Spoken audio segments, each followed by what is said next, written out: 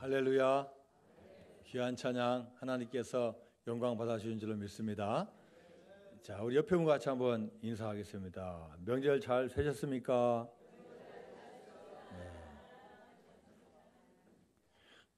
저만 쳐다보신 분은 명절 안 세신 것 같아요. 명절을 맞아서 우리 교인들도 많은 분들도 또 지방에 또 가셨고, 또 우리 교회 아니신 분도 혹시 또 이렇게 참여도 하셨습니다. 어디에서 예배드리는지 우리가 신령과 진정으로 예배드릴 때 하나님께서 그 모습을 기뻐하시고 여러분 복의 근원 삼아 주실 줄로 믿습니다. 오늘 시편 84편 맨 위에 있는 제목을 보면요, 고라 자손의 시, 인도자를 따라 깃딧에 맞춘 노래라고 제목이 적혀 있습니다. 이 고라 자손이 시를 썼습니다. 이 고라 자손이 성전에 있는 그 기쁨이 얼마나 좋은지 그 기쁨을 표현했고, 또 주의 장막에서 섬기고 봉사하는 게 얼마나 감사한지, 얼마나 행복한지를 시편 84편 전체를 통해서 이렇게 고백을 하고 있습니다. 이 고라는 한때 그 기쁨과 그 소중함을 잃어버릴 때가 있었습니다. 이 고라는 모세와 같은 레위 지파였고 모세의 사촌이었습니다. 모세와는 할아버지가 같고 아버지가 다릅니다. 큰아버지, 작은아버지 이런 관계예요.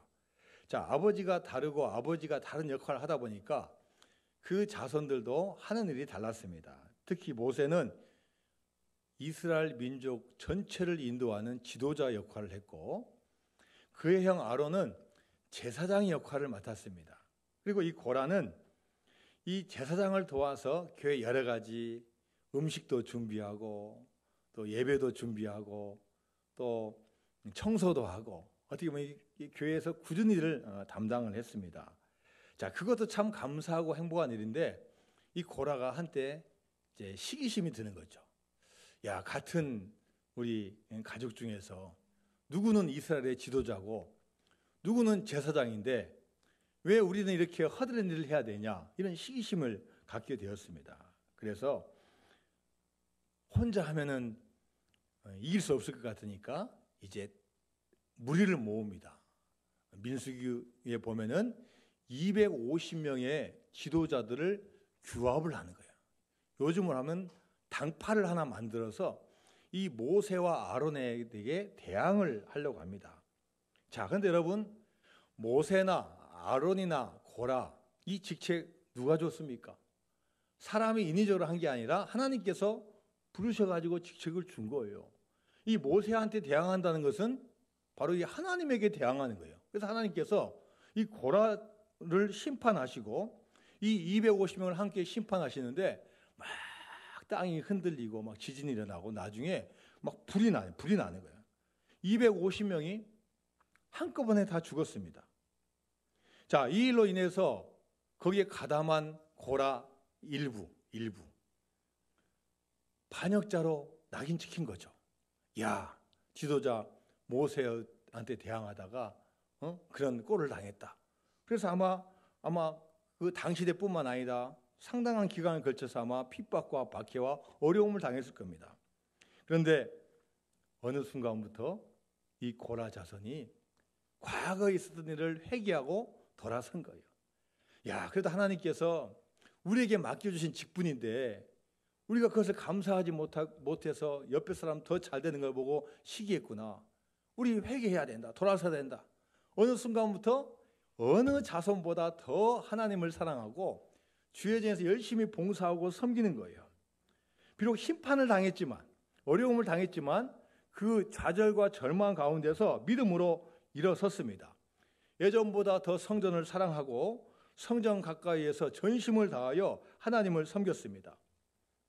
그래서 그 사랑하는 마음을 시에 담아서 오늘 본문에 나와 있는데, 여러분 시편 84편 1절에서 4절까지 말씀을 한번 같이 읽어봅니다.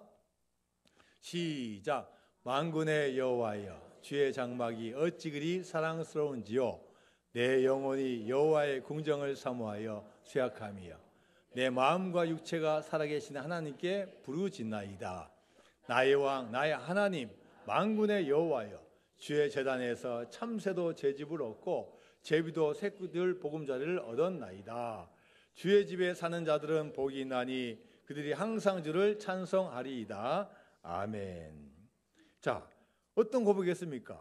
주의 장막이 얼마나 사랑스러운지를 고백했어요. 주의 집에 사는 것이 얼마나 복된 것인지를 고백했습니다.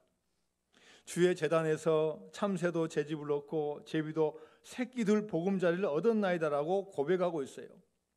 한때 반역의 상징이었고 대항하고 저항하다가 쫄딱 망하고 주의 전에서 있는 것조차도 할 수 없었던 그 과거 시절을 생각해 보니, 야, 참새도 성전을 왔다 갔다 하고 성전 처마 밑에 제비가 집을 짓고 새끼들을 낳으니, 그런데 우리는 그동안 뭐 했냐?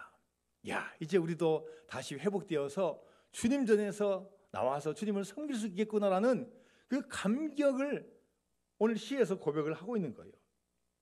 하나님의 집, 하나님이 거하시는 곳, 하나님을 만날 수 있는 성전은 바로 기쁨을 말하는 거고 복을 말하는 겁니다.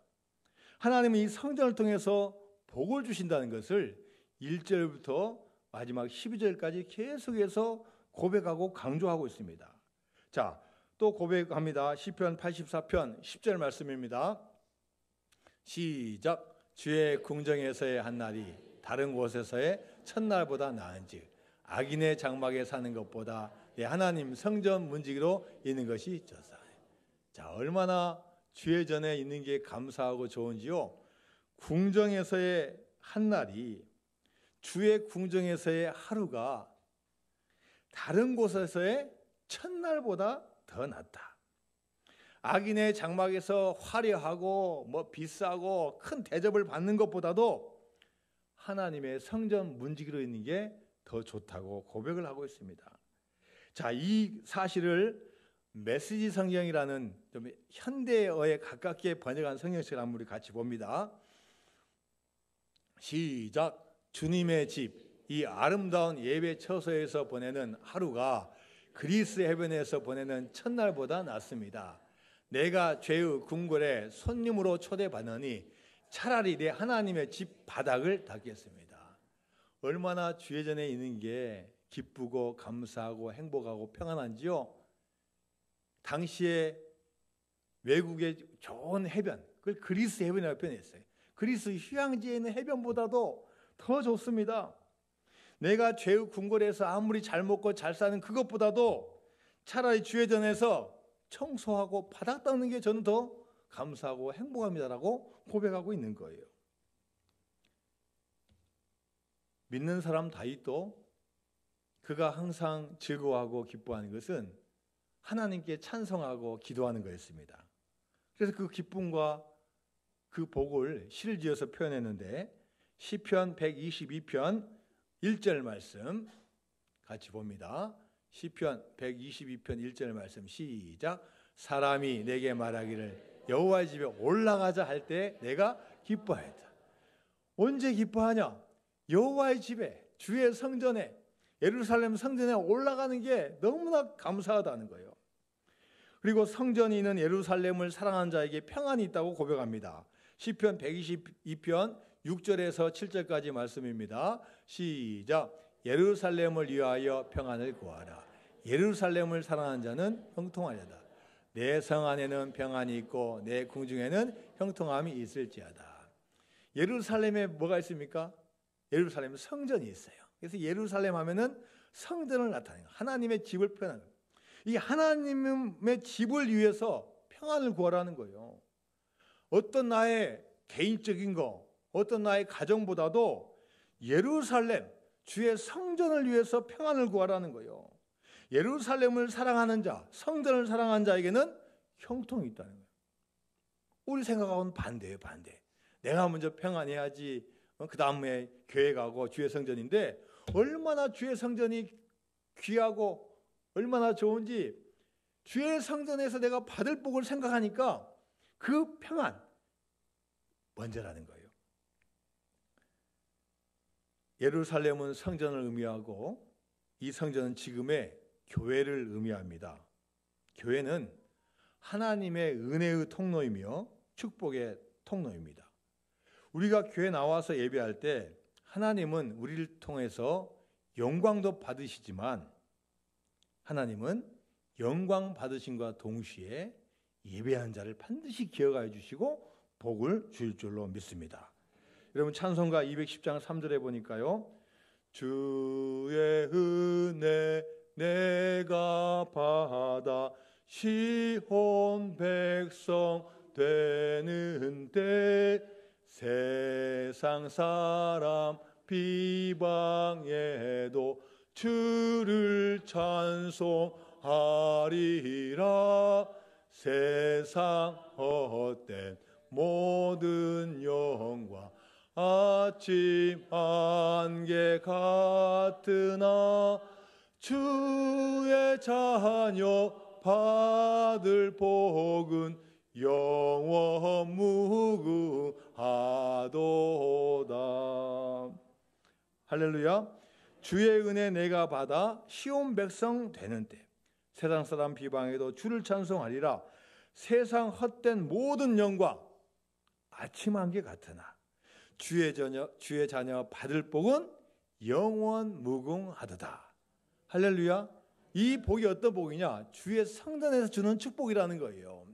세상에서 아무리 열심히 일하고 많은 것을 성취해도 다 몇십 년이면 다 지나갔는데 영원하신 하나님을 찬양하고 그를 기뻐하고 그에게 경배하는 거, 이건 사라지지도 않고 영원한 하나님께서 기억해 주시고 복을 줄 줄로 믿습니다. 여러분, 우리가 사랑해야 될 거 많이 있지만 무엇보다도 교회를 사랑해야 됩니다. 하나님을 진정으로 사랑한다고 생각하는 사람은 먼저 교회를 사랑해야 됩니다. 교회를 사랑하지 않고 하나님을 사랑한다는 것은 대단히 추상적이에요. 내 남편, 내 아내, 자식을 사랑한다 해놓고 일도 안 하고 가정도 돌보지 않으면 그건 말로만 사랑하는 거지 진짜 사랑하는 게 아니에요. 정말 우리가 하나님을 사랑한다 그러면은 하나님께서 세워주신 이 교회를 통해서 같이 예비하고 연합하고 같이 힘을 모을 때 진정한 사랑이 임할 줄로 믿습니다. 세계 최고의 부자였던 록펠러는 55세에 위기가 옵니다. 눈썹이 빠지고 머리카락이 빠지고 잠이 오지 않아요. 알로피셔라는 병에 걸립니다.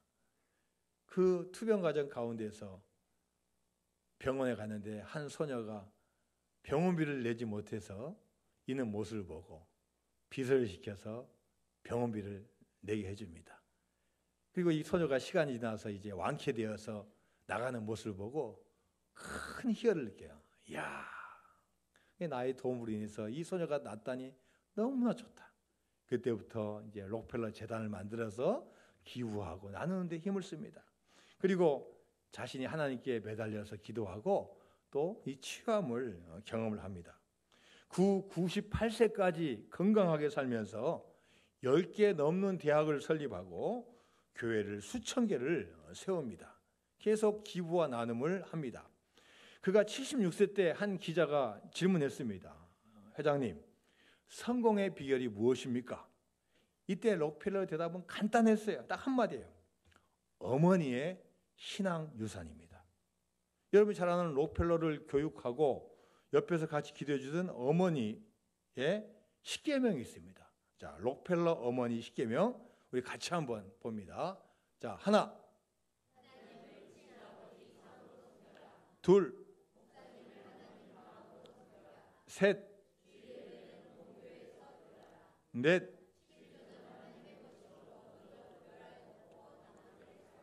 다섯, 여섯,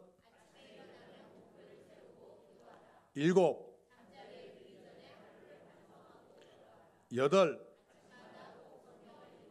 아홉, 열.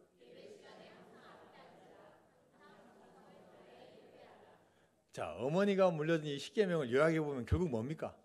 하나님을 사랑하고 교회를 사랑하라는 거예요. 하나님을 사랑하고 교회를 사랑하는 거예요. 자, 여러분, 교회는 사람이 만들어낸 낸 것이 아닙니다. 우리가 필요한 종교 행위를 하기 위해서 자, 교회를 한번 짓자라고 생긴 게 아니에요. 이런 모임을 만들면 하나님이 좋아하시겠다고 해서 만든 그런 조직, 단체, 시스템이 아니에요.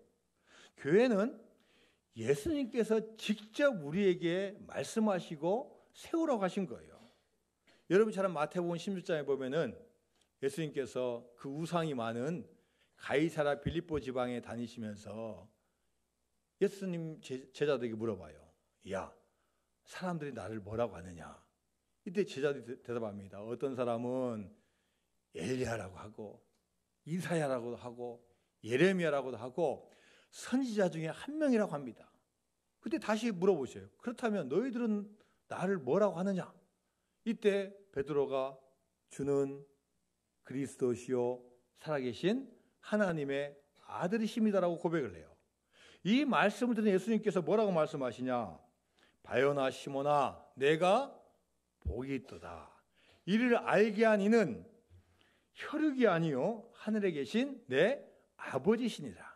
그리고 마태복음 16장 18절에서 계속 이어져서 말씀하십니다.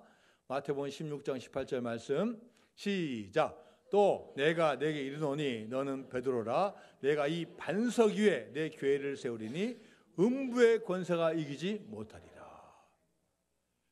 베드로의 그 신앙 고백, 주님은 그리스도시고 살아계신 하나님의 아들이라는 이 고백했을 때 베드로에게 내가 너 믿음의 고백 이후에 교회를 세운다고 말씀하셨어요. 그래서 이 교회는 우리가 만든 어떤 구조물, 어떤 건축물, 어떤 모임 단체가 아니라 우리가 생각해낸 고안물이 아니라 하나님의 아들인 예수님께서 직접 우리에게 하신 말씀이에요. 자, 그리고 이 교회를 어떻게 표현했냐? 사도행전 20장 28절 말씀입니다. 시작. 여러분은 자기를 위하여 또는 온 양떼를 위하여 삼가라. 성령이 그들 가운데 여러분을 감독자로 삼고 하나님이 자기 피로 사신 교회를 보살피게 하셨네요. 자, 교회를 뭐라고 표현했냐면요, 하나님이 자기 피로 사신 교회라고 했어요. 하나님이 이 세상에 누구를 보내셨어요? 예수님을 이 땅에 보내주셨고 우리 죄를 구원하시기 위해서 십자가에 못 박혀 죽으셨고 그 피로 말미암아 우리에게 구원을 허락해 주셨고, 자, 그러면 구원 받으려면 어떻게 해야 됩니까? 2000년 동안 구원 받으면 어떻게 해야 돼요? 주님이 세우신 이 교회에 나와서 그분을 믿고 찬양하고 예배하고 믿음의 길을 걸어갈 때 하나님께서 이전 구원도 주시고 지금 구원도 주시고 미래에도 끝까지 우리 구원을 허락하여 주실 줄로 믿습니다. 독생자 아들 예수님의 피로 말미암아 세워진 게 바로 교회라는 거예요. 교회 지읍시다 해서 헌금해서 큰 교회를 짓고 작은 교회를 짓고 그런 건축물이 아니라는 거예요. 우리 한번 모여봅시다 해서 모인 그 모임이 아니라는 거예요. 하나님께서 예수님을 이 땅에 보내주셔서 그 피로 말미암아 세워진 교회라고 말씀하시는 거예요. 이 교회의 가치를 사도 바울이 경험을 했습니다. 얼마나 이 교회가 귀한지를 사도 바울이 경험했어요. 사도 바울 전에는 사울이었습니다. 그는 예수님을 만난 적이 없어요. 이야기는 들었어요. 그런데 이 예수 믿는 사람이 보니까 자기 율법과 틀려요. 그래서 교회를 핍박하고 예수 믿는 사람을 잡아들이기 위해서 다메섹까지 가려고 갑니다. 그런데 다메섹 도상에서 부활하신 주님을 만난 거예요. 사울아, 사울아, 내가 왜 나를 핍박하느냐? 내가 왜 나를 박해하느냐? 사울은요, 그동안 예수님 박해한 적 없어요. 본 적도 없어요. 교회를 핍박했고 교인을 박해했지 예수님을 핍박한 거 아니야. 근데 예수님 말씀 가운데 어떤 이야기가 있어요? 나와 교회는 같다는 거예요. 내가 왜 나를 박해하느냐? 내가 바로 교회라는 거예요. 예수님은 자신과 교회를 동일시했습니다. 이때 바울이 교회가 얼마나 소중한지를 알았어요. 그 다음부터 사도 바울이 한 게 뭡니까? 당시로 말하면 전 세계를 다니면서 복음 증거하는 거예요. 가는 곳마다 교회를 세우는 거예요. 교회 세우기 위해서 1차, 3차, 2차 선교여행을 다니는 거예요. 왜요? 교회가 중요하니까. 교회는 그리스도의 몸이라는 것을 이 사도 바울이 깨달았습니다. 하나님께서 자기 피로 사신 교회랍니다. 교회는 그냥 교인들의 모임만도 아니고 건물만도 아닙니다. 그 이상입니다. 바로 교회는 예수님의 몸이고 예수님 자신입니다. 그래서 우리는 무엇보다도 교회를 가장 소중히 여겨야 돼요. 주 예수보다 더 귀한 것은 없네. 너무나 귀한 찬양이에요. 이 고백처럼 교회보다 귀한 것은 없다라고 고백할 정도로 우리 신앙이 돼야 된다는 거예요.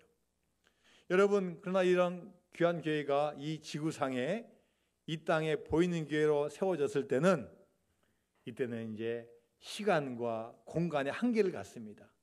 또 누가 모이냐? 저와 같은 죄인이 이제 교회 나오는 거예요. 이제 저와 여러분 같은 죄인이 교회 나오는 거예요. 이제 나오는 순간부터 교회 이제 완벽함은 사라지고 이제 과정이 되는 거예요. 어떤 분들은 교회의 문제점을 막 비판합니다. 죄송한 이야기지만 저도 젊었을 때는 교회를 비판한 적이 많았어요. 시골에 있다가 서울 처음에 대학교 때 올라오니까요. 이야, 지하철 타는데 그렇게 교회가 많아요? 저녁에 보니까 다 빨간 게 십자가예요. 야, 무슨 교회가 이렇게 많지? 좀 십자가도 적당히 있고, 좀 질서 있게 만들지. 뭐 보이는 게 다 십자가야. 근데요, 사람의 심리가 그렇게 비판하는 심리가 있더라고요. 어떤 분들은요, 큰 교회를 비판해요. 큰 교회. 대형 교회만 들으면 비판해요. 서울에 있는 어떤 큰 교회, 인천에 큰 교회만 보면 알레르기가 있어요. 여러분, 그분 개척하신 목사님 찾아가서 한번 물어보세요. 이렇게 큰 교회 될 줄 알았냐고. 절대 그렇게 됐다 한 분도 없어요. 한 분도 없어요. 목회하고 믿음 생활하고 개척하다 보니까 교회가 커진 거지. 처음부터 우리 교회는 1,000명이다, 5,000명이다, 5만 명이다. 그렇게 계획 세우신 목사님 없어요. 열심히 목회하다 보니까 하나님께 은혜 주셔서 큰 교회도 되는 거고, 중간 교회도 있는 거고, 작은 교회도 있는 거예요. 여러분, 대형 교회는 대형 교회가 할 역할이 있어요. 사람도 많고 물질이 많으니까 그 사람과 물질 가지고 큰일을 할 수 있는 거예요. 또 어떤 분들은요, 적은 교회를 무시하는 분이 있어. 뭐 5명밖에 교인이 안 된다. 상가다. 비닐하우스 교회다. 교회는 건물이 크고 작고 중요한 게 아니고, 교인 숫자가 많고 적은 게 중요한 게 아니에요. 아무리 적은 교회도 그 교회는 하나님께서 예수님을 통해서 피로 사신 교회예요. 그렇기 때문에 너무나 가치 있고 너무나 소중한 거예요. 교회가 많다 적다 우리가 따질 수 없어요. 많고 적고 중요한 게 아니라 있는 그 자체가 중요한 거고, 그 있는 교회에서 우리가 어떻게 믿음 생활하느냐가 중요한 거예요. 할렐루야. 여러분, 교회라고 문제가 없습니까? 문제가 얼마나 많은지 몰라요. 그럼에도 불구하고 우리는 자기 피로 사신 그 교회를 사랑해야 돼요. 문제도 그 안에서 해결해야 되고, 그 가운데도 이겨내야 되고, 천국 갈 때까지 계속 우리가 성화의 과정을 밟아 나가는 거예요. 초대교회에 있었던 고린도 교회도 여러분 얼마나 많은 문제가 많았습니까? 음행하고 네 파로 나뉘어서 싸움을 하고, 또 우상 숭배하고, 달란트와 은사는 많은데 자기 자랑하고, 그런 교회가 얼마나 시끄러웠어요. 그런데 사도 바울은 그 교회에 편지를 보내면서 그 서두를 어떻게 잡았냐? 자, 고린도전서 1장 2절 말씀 같이 봅니다. 시작. 고린도에 있는 하나님의 교회 곧 그리스도 예수 안에서 거룩하여지고 성도라 부르심을 받은 자들과 또 각처에서 우리의 주 곧 그들과 우리의 주 대신 예수 그리스도의 이름을 부르는 모든 자들. 자, 이 사도 바울은 고린도 교회에 편지 쓰면서 그 문제 있는 교회를 어떻게 표현했냐? 고린도에 있는 하나님의 교회라 했어요. 요즘 이단들이 하나님의 교회를 써가지고 이상한데요. 원래 좋은 의미예요. 이 교회는 누구의 교회냐? 하나님의 교회예요. 하나님이 통치하시고 하나님이 주인 되시고 하나님이 이끌어 가시는 이 교회라는 거예요. 교회가 문제가 있고 싸우고 있고 어려움이 있다 해서 야 교회 다 치워라, 다 흩어져라 이렇게 말씀하지 않으시고 하나님의 교회, 이 교회를 통해서 하나님의 통치가 이루어질 것을 기대하고 이 편지를 쓰는 거예요. 그리고 또 뭐라 했습니까? 고린도에 있는 하나님의 교회 곧 그리스도 예수 안에서 거룩하여지고 성도라 부르심을 받은 자들. 천주교에서는요 교인을 신자라고 합니다. 신자, 믿는 사람. 불교에서는 뭐라고 그래요? 불자라고 그래요. 그런데 우리 교회에서는 교인이라고도 하지만 뭐라고 부르냐면 성도라고 불러요. 성도. 성도 뜻이 뭡니까? 거룩할 성자에다 물이 도자예요. 거룩한 물이에요. 저와 여러분이 거룩합니까? 저와 여러분 얼마나 깨끗합니까? 그러나 하나님께서는 교회에 와서 예수님을 구원자로 믿고 나가는 자들에게 뭐라고 이름 붙여주세요? 성도라고. 성도. 지금은 부족하고 연약하지만 이 교회를 통해서 이 과정을 통해서 천국에 올라갈 때까지 내가 너를 성도라고 내가 규정 짓는다는 거예요. 여러분 이 교회는 단순한 조직체가 아닙니다. 우리를 불러주셨을 때 이 교회가 하나님이 통치하시는 교회, 한 분 한 분이 거룩한 무리가 된다는 거예요. 그래서 교회가 문제가 있어도 어려움이 있어도 주 안에서 하나가 되고 믿음 지키고 찬양하고 예배해서 주님께서 원하시는 아름다운 교회가 되어야 될 줄로 믿습니다. 우리는 세상의 어떤 것보다도 교회를 먼저 아름답게 만들어야 됩니다. 마음을 다하고 뜻을 다하고 힘을 다하여 주 너의 하나님을 사랑하라 하신 말씀처럼 마음을 다하고 뜻을 다하고 힘을 다하여 교회를 먼저 사랑할 때 하나님께서 그 교회의 통로를 통해서 여러분에게 형통함과 축복을 주실 줄로 믿습니다. 믿음 생활하다가 교회 실망해서 나간 많은 분들이 있어요. 당연히 생깁니다. 왜요? 교회들끼리 모여서 믿음 생활하다 보니까 울퉁불퉁해요. 시험 들고 어려움이 있어요. 목사님에게 실망하고 같은 성도들에게 실망하고 교회에 실망합니다. 여러분 그렇다고 교회 안 나가고 혼자 믿음 생활한다고 그게 됩니까? 좀 더 좋은 교회에 옮기면 그게 해결됩니까? 해결되지 않아요. 힘들고 어려워도 같이 함께하고 그 가운데서 믿음의 길을 걸어가면요 잘 하나님께서 어루만져 주셔서 멋진 작품, 멋진 성도로 저와 여러분을 사용하여 주실 줄로 믿습니다. 교회에 모여야 됩니다. 예배당에 나와야 돼요. 모여서 예배하고 기도하고 찬송하면 하나님께서 영광 받아주시고 영광 받아주신 동시에 우리에게 복을 주실 줄로 믿습니다. 유럽의 교회를 보십시오. 얼마나 건물이 멋있습니까? 저는 가보진 않았지만 사진으로 봤어요. 사진으로 얼마나 걸작품이에요. 걸작품이에요. 교회 하나 짓는데 100년이 걸리고 몇십 년이 걸립니다. 관광객들은 많지만 성도는 보이지 않아요. 왜요? 교회를 사랑하지 않기 때문이에요. 주일 지키는 것도 상대적 기준으로 지키기 때문이에요. 주님께서 말씀하신다면은 누가 어쨌든 간에 주의 제에서 나와서 예배하고 열심히 섬기고 봉사해야만이 하나님께서 은혜 주실 줄로 믿습니다. 찬송가 9장 4절 우리 같이 한번 찬양합니다.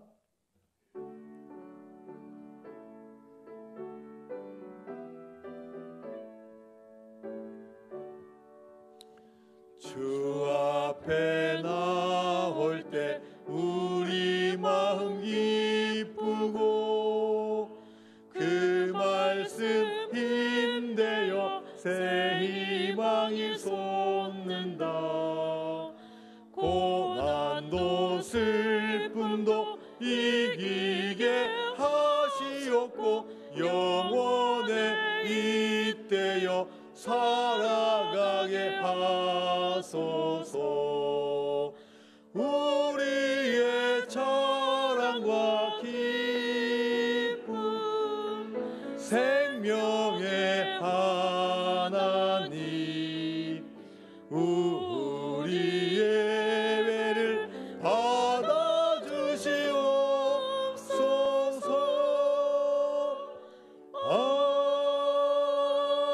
아멘. 주 앞에 나올 때 우리 마음 기쁘고 그 말씀 힘되어 새 희망이 솟는다. 고난도 슬픔도 이기게 하시고 영원에 잇대어 살아가게 하소서. 여러분, 우리가 주 앞에 나와서 예배하는 건요, 한 시간이고 순간인 것 같지만 이 순간이 하늘에 잇대는, 하늘에 이어지는 영원한 삶을 살게 된다는 거예요.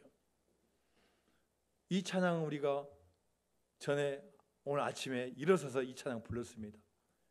저희 교회는 몇 년 전부터 이 찬송가 9장을 계속 불러요. 예배 시간에 1절부터 4절까지 어떻게 하면 다 부를까? 한꺼번에 부르면 시간이 너무나 길기 때문에 1월 달부터 3월 달까지는 1절, 4월부터 6월까지는 2절, 7월부터 9월까지는 3절. 오늘이 며칠이에요? 10월 1일이니까 4절을 오늘 불러요. 4절이요. 그런데 1절부터 4절까지가 얼마나 찬양이 귀한지 몰라요. 하나님을 경배하고 주님 앞에 나오는 게 얼마나 큰 복인지를 이 찬양에서 말씀해 주고 있는 거예요. 여러분, 이 세상에 가장 큰 기쁨이 뭡니까?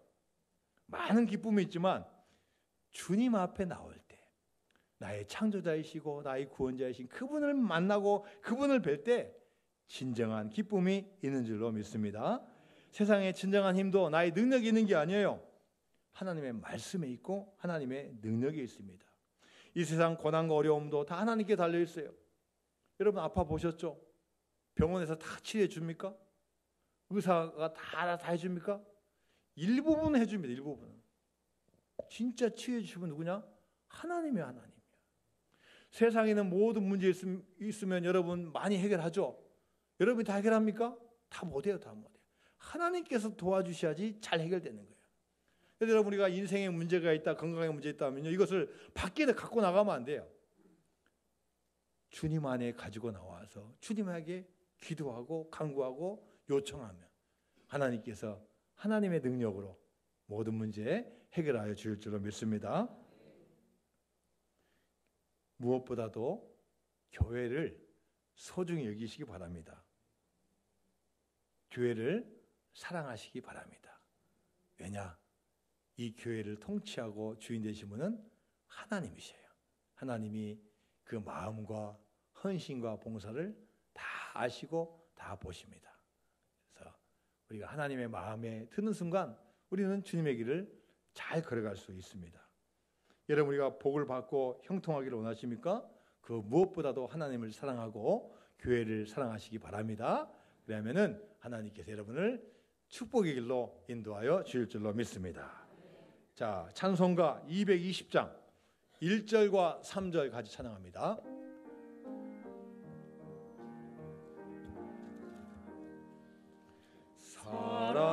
사랑하는 주님 앞에 형제 자매 한 자리에 그 신은을 생각하며 즐거운 찬송 부르네.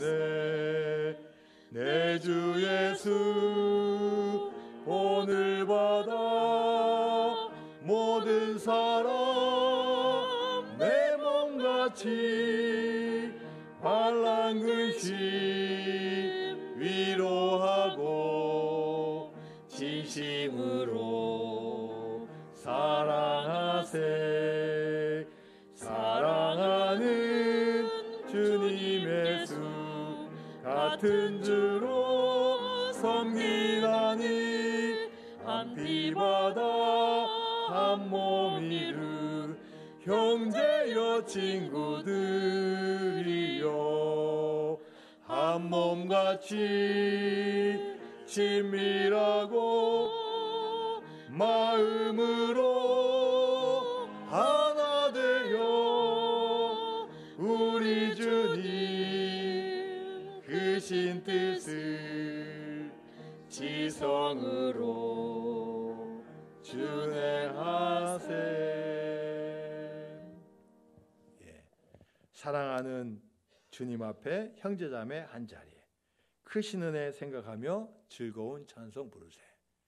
우리 하나님을 사랑하는 자들이 주님 앞에 나와서 같이 예배하고 찬양할 때 하나님께 그 찬양 중에 거하시고 또 영광 받으시고 찬양한 자를, 기도하는 자를, 예배한 자를 큰 복을 허락하여 줄 줄로 믿습니다. 하나님 아버지, 하나님의 크신 은혜에 감사드립니다. 저를 여기까지 인도하여 주시고 수많은 인생의 과정 가운데 하나님을 예배할 수 있는 예배자로 세워주심을 너무나 감사드립니다. 세상에 좋고 기쁜 건 수없이 많지만 주님 앞에서 나와서 예배하고 섬기고 봉사하고 찬양하는 게 가장 큰 기쁨이 될 줄로 믿습니다. 우리 모든 문제와 해결이 믿음 안에서 이루어지게 하여 주옵시고 하나님께 다 맡길 때 하나님의 능력으로 모든 거 해결하여 주옵소서. 우리의 만복의 근원 되어 주시는 예수님의 이름으로 기도드리옵나이다. 아멘.